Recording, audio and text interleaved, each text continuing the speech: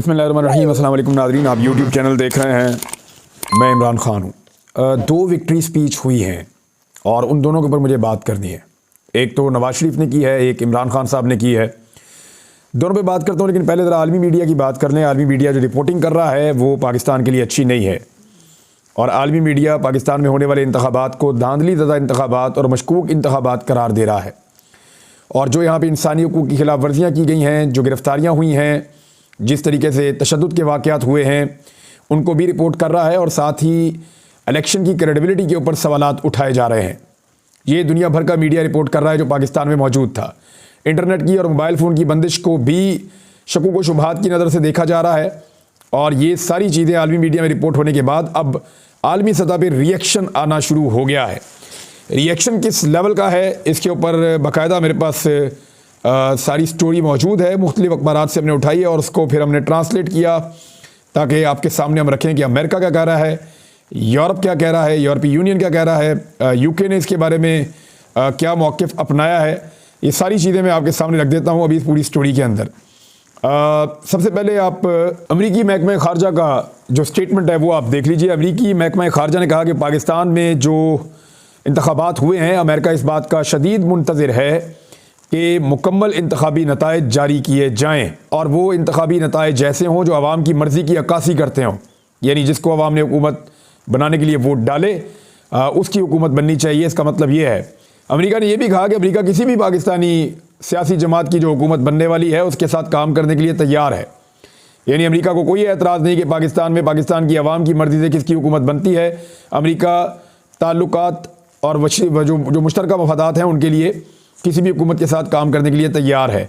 America ने मज़ीद कहा कि जो कुछ भी बैनुल-अक़वामी मुबस्सरीन वहाँ पे गए और जो कुछ भी वहाँ का लोकल मीडिया, मकामी मीडिया और मुबस्सरीन जो इन्फॉर्मेशन दे रहे हैं, उनसे अमेरिका ने यह अख़ज़ किया है कि इन इंतखाबात में इज़हार राय की आज़ादी यानी फ्रीडम ऑफ स्पीच नहीं थी, और साथ ही साथ जो है वो लोगों को जलसे जुलूस करने की इजाज़त नहीं थी, पुरअमन तौर पे लोगों को जमा होने की इजाज़त नहीं थी, और बहुत सारी गैर ज़रूरी पाबंदियाँ पाकिस्तान में लगाई गई हैं जो नहीं लगनी चाहिए थीं।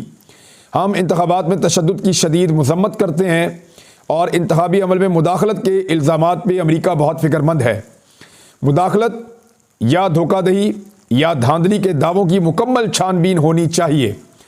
ये है जी स्टेटमेंट अमेरिका का। इसके अलावा जो यूके का स्टेटमेंट जारी हुआ है वो इस वक्त foreign secretary of the state हैं, और कॉमन पाकिस्तान में जो लोग मियां नवाज शरीफ के सपोर्टर थे वो भी ये कह रहे हैं कि मियां नवाज शरीफ साहब ने गलत काम कर दिया है और उन्हें हरगिज़ ये नहीं करना चाहिए था। जिस तरीके से धांधली के साथ मियां साहब इलेक्शन जीते हैं ये उन्हें ज़ेब नहीं देता। मिसाल के तौर पे मोहम्मद ज़ुबैर PMLN से उनका ताल्लुक़, और गवर्नर रह चुके हैं सिंध के PMLN की जानिब से भी हाल ही में। उन्होंने कहा कि पाकिस्तान तहरीक इंसाफ ने KPK और पंजाब असम्बलियों की कौमी असम्बली की नशिस्तों पर बरतरी हासिल कर ली है। यानी पाकिस्तान तहरीक इंसाफ ने खैबर पख्तूनख्वा में और पंजाब में बरतरी हासिल कर ली है। अब मुस्लिम लीग नून के पास हुकूमत करने का कोई इखलाकी इख्तियार नहीं बचा। जो तलत हुसैन है वो भी कह रहे हैं बहुत आकवर्ड है, मियां नवाज शरीफ ने जो विक्ट्री स्पीच की है उन्हें नहीं करनी चाहिए थी, उनकी बनती भी नहीं थी। अब नवाज शरीफ ने कहा क्या ज़रा ये आप सुन लीजिए। और ये सियासत इन बातों पे घूमेगी। मियां साहब ने कुछ इशारे दिए अपनी बातचीत में। एक तो बॉडी लैंग्वेज बड़ी नेगेटिव थी कल भी और आज भी। मियां नवाज शरीफ जाली खुश होने का दिखावा कर रहे थे, या उनकी साहबजादी या बाकी लोग। एक्चुअली जो खुश था वो शहबाज शरीफ साहब खुश थे कुछ हद तक, और जो मियां साहब के आसपास लोग मौजूद थे दे वर नॉट हैप्पी। लग रहा था कि वो परेशान हैं। मियां साहब खुद भी कोई खुश नज़र नहीं आ रहे थे। अब मियां नवाज शरीफ साहब ने जो बातें की उसमें एक तो उन्होंने यह दावा कर दिया कि मुस्लिम लीग नून इन इंतखाबात में सबसे बड़ी जमात बनकर उभरी है। जिस वक्त मियां साहब ये स्पीच कर रहे थे उस वक्त इंतखाबात को लगभग इंतखाबी अमल मुकम्मल हुए गिनती शुरू हुए कुछ 30 घंटे के करीब गुजर चुके थे, यानी 26-27 घंटे तो डेफिनेटली गुजर चुके थे जब मियां साहब ने यह तकरीर की। तो 26-27 घंटे के बाद जो मियां साहब की तकरीर आई उसमें भी मियां साहब उस वक्त तक 60 नशिस्तों पे सिर्फ आगे थे, 60 नशिस्तों पे, और वो क्लेम कर रहे हैं कि वो पाकिस्तान की सबसे बड़ी जमात बनकर उभरे हैं। नंबर गेम अभी मैं आपको बताता हूँ कौन है सबसे बड़ी जमात। साथ ही साथ मियां नवाज शरीफ साहब ने कहा कि हमें मैंडेट मिला है, दूसरी पार्टियां आएँ और मिलकर एक हुकूमत बनाते हैं, पाकिस्तान को इस भंवर से हम निकालेंगे। हम इस बात के मुतहम्मिल नहीं हो सकते कि बार बार इस मुल्क में इंतखाबात करवाएं। ये अब आप याद रखिएगा बात कि मियाँ साहब को इस बात का ख़दशा है कि पाकिस्तान में दोबारा इंतखाबात होंगे और तस्लीम करेगी, ना पाकिस्तान के अंदर ना पाकिस्तान से बाहर। ये मियाँ साहब का जुमला उनके खौफ की अक्कासी कर रहा है कि बार बार इंतखाबात हम नहीं करवा सकते। मियाँ साहब कह रहे हैं कि इस्तेहकाम के लिए 10 साल चाहिए। यानी अब वो जिनसे उनका वादा हुआ, वईद हुए, जिनके साथ मियाँ साहब के मरासिम हैं, मियाँ साहब उन्हें ये कह रहे हैं कि लंदन से भी जब मियाँ साहब आए तो बड़े ख्वाब उन्होंने देख लिए थे, वो पूरे नहीं हुए। अब वो नया ख्वाब देख रहे हैं कि 10 साल तो हमें दें कम से कम, ताकि हम मुल्क के मसाइल ठीक करें। साथ ही उन्होंने कहा कि मैं लड़ाई नहीं करना चाहता।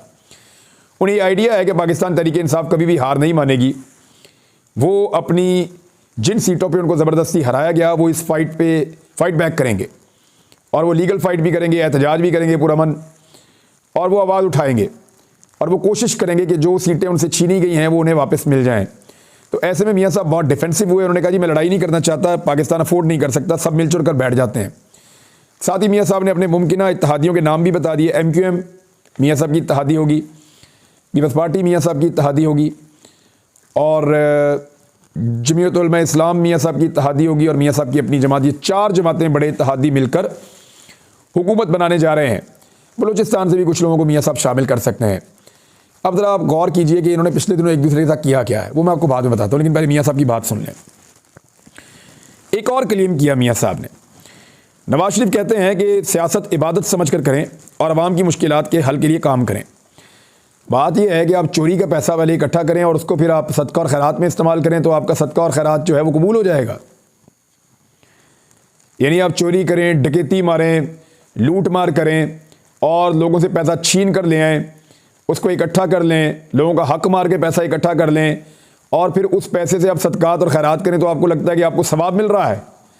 तो मियाँ साहब आप चोरी करके हुकूमत बना रहे हैं, चोरी करके हुकूमत में आ रहे हैं, डकैती मारी है आपने अवाम के मैंडेट पे। लोगों ने आपको वोट नहीं डाला, आप 20-25 सीटों से ऊपर कभी भी नहीं जा सकते थे जो आपके हालात थे।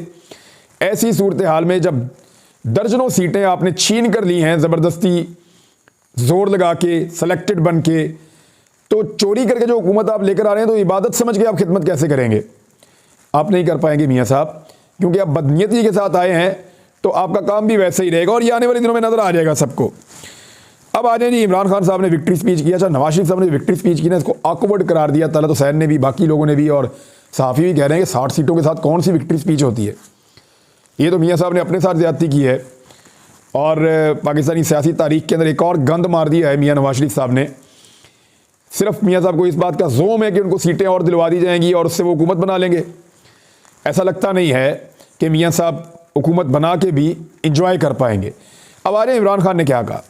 इमरान खान ने क्लियरली कहा कि पाकिस्तान तहरीक इंसाफ ने कौमी असम्बली की 170 से ज़ायद नशिस्तें जीत कर 2/3 अक्सरियत हासिल कर ली है। ये बात इमरान खान साहब ने उस वक्त कही जब पाकिस्तान तहरीक इंसाफ 95 के करीब सीटें जीत चुकी थी, 95 जीत चुकी थी, लेकिन उन्होंने 170 से ज़ायद का क्लेम किया है। मियाँ नवाज शरीफ ने तो बिल्कुल 60 के ऊपर ही कर दिया था, इमरान खान ने 170 से ज़ायद का क्लेम किया और वो फॉर्म 45 के मुताबिक है। इमरान खान साहब ने कहा कि अच्छा, ये जो उनका खिताब है ना, ये आर्टिफिशियल इंटेलिजेंस के ज़रिए से, यानी कंप्यूटर के अंदर वो वॉइस इमरान खान साहब की पहचान लेता है, फिर कोई और बोलता है तो वो उसी वॉइस के अंदर कंप्यूटर आगे से बोलता है। तो अल्फाज इमरान खान साहब के हैं, बोल कोई और रहा है, और लहजा और आवाज़ कंप्यूटर इमरान खान की आवाज़ में कन्वर्ट कर रहा है। तो इसको कहते हैं आर्टिफिशियल इंटेलिजेंस, किसी की आवाज़ निकालने के लिए कंप्यूटर को इस्तेमाल करना। लहजा थोड़ा सा मुख्तलिफ था, लेकिन इमरान खान साहब की लग रही थी। बहरहाल इमरान खान साहब ने इस वीडियो में जो कहा, उनके अकाउंट से शेयर की गई, ट्विटर का उनका अकाउंट है, और उन्होंने कहा कि PTI कौमी असम्बली की 170 से ज़ायद नशिस्तें जीत कर 2/3 अक्सरियत हासिल कर चुकी है। आपने यानी पूरी कौम ने हमें वोट देकर पाकिस्तान में हकीकी जमहूरियत की बुनियाद रखी है। मैं आप सबको 2024 के इंतखाबात जीतने पर मुबारकबाद पेश करता हूँ। मुझे पूरा यकीन था कि आप सब वोट डालने के लिए बाहर आएंगे। बड़े पैमाने पर टर्न आउट ने सबको हैरान कर दिया और आपने मेरा मान रखा है। इमरान खान ने कहा कि आपके वोटों की वजह से लंदन प्लान नाकाम हो गया। लंदन प्लान ये था कि नवाज शरीफ साहब जो है वो फुल फ्लैज हुकूमत बनाएंगे, बिल्कुल इंडिपेंडेंट, तो वो तो नहीं हो सका। अब नवाज शरीफ साहब को बैसाखियों पर खड़ा होना पड़ेगा। नवाज शरीफ ने कम से कम 30 हलकों में पीछे होने के बावजूद फतह की तकरीर की है। पाकिस्तान में कोई भी इस तकरीर को कबूल नहीं करेगा। हत्ता कि आलमी मीडिया भी इसके खिलाफ लिख रहा है। इमरान खान ने कहा कि आज़ाद ज़राए से ये बात सामने आई है कि हम धांधली शुरू होने से पहले 150 हलकों में जीत रहे थे, जबकि फॉर्म 45 के मुताबिक तहरीक इंसाफ के आज़ाद उम्मीदवार कौमी असम्बली की कुल 265 से 170 नशिस्तें जीत चुके हैं। अच्छा, ये 179 का फिगर मैंने आपको बताया था, तो ये 70 से 80 के बीच का ही फिगर बनता है ऑलमोस्ट। और पाकिस्तान तहरीक इंसाफ ने 2/3 अक्सरियत में वाज़ेह बरतरी हासिल कर ली है। ये इमरान खान साहब का दावा है। अभी उन्होंने हुकूमत बनाने का ऐलान नहीं किया। ये विक्ट्री स्पीच थी और वेल डिज़र्व्ड विक्ट्री स्पीच थी इमरान खान साहब की। उसकी वजह क्या है? कोई सहूलत उन्हें मैसर नहीं है, खुद वो जेल के अंदर बंद हैं। पार्टी के अहम रहनुमा सारे लोग रूपोश हैं, एक भी जलसा नहीं कर पाए, एक भी जुलूस नहीं कर पाए, रैलियां नहीं निकाल पाए, बैनर नहीं लगा पाए, पोस्टर नहीं लगा पाए, कंपेन नहीं कर पाए, लोगों के दरवाज़ों पे नहीं जा पाए, किसी जगह पे कोई मूवमेंट नहीं कर पाए। इसके अलावा हत्ता के जो इलेक्शन वाले दिन कैंप्स लगते हैं पॉलिटिकल पार्टीज़ के, अपने कैंप भी छीन लिया है। अदालती फैसले लगातार खिलाफ आ रहे हैं। 31 साल की मजमूई तौर पर सज़ा हो गई है। इन सारी चीज़ों के बावजूद अगर एक आदमी पाकिस्तान में 2/3 अक्सरियत ले जाता है फॉर्म 45 के मुताबिक, तो क्या होगा इसका मतलब? इसका मतलब है कि वो विक्ट्री स्पीच कर सकता है। और अगर किसी की बनती थी आज, तो ये ना कहा जाए कि आपने शिकायत क्यों नहीं की थी, या आपने कानून से रुजू क्यों नहीं किया था, या आपने इलेक्शन कमीशन में दरख्वास्त क्यों नहीं दी, या आप अदालत में क्यों नहीं गए। वो जितने भी प्रोसेस है वो करने होंगे। और पाकिस्तान तहरीक इंसाफ फिर क्या करेगी? इसमें मुख्तलिफ राय सामने आ रही है पाकिस्तान तहरीक इंसाफ के लोगों की जानिब से। कुछ लोग ये कह रहे हैं कि जो इनकी मीटिंग्स हो रही हैं इंटरनल, मैं उसके हवाले से आपको बता रहा हूँ। कुछ लोगों ने ये तजवीज़ दी है कि सबको कहा जाए कि इस्लामाबाद की जानिब मार्च करें, सुप्रीम कोर्ट के सामने आ जाएं और इंसाफ मांगें और इसके ऊपर एक कमीशन बनवाएं, वाइट पेपर जारी करें और इन सारे हल्कों को खुलवाएं फौरी तौर पे, और यहाँ पे एक प्रॉपर इन्वेस्टिगेशन हो और ये हल्के वापस लिए जाएं PMLN से। एक तो ये है। और दूसरी तजवीज़ ये है कि इसके अंदर हमें टाइम फ्रेम भी देना चाहिए कि इतने दिनों के अंदर आप ये कर दें। आलमी मीडिया को भी इस सारी सूरत हाल पे बताना चाहिए, जो आलमी मुबस्सरीन मौजूद हैं उनको भी बताना चाहिए। हर फोरम के ऊपर इस धांधली को बेनकाब करना चाहिए।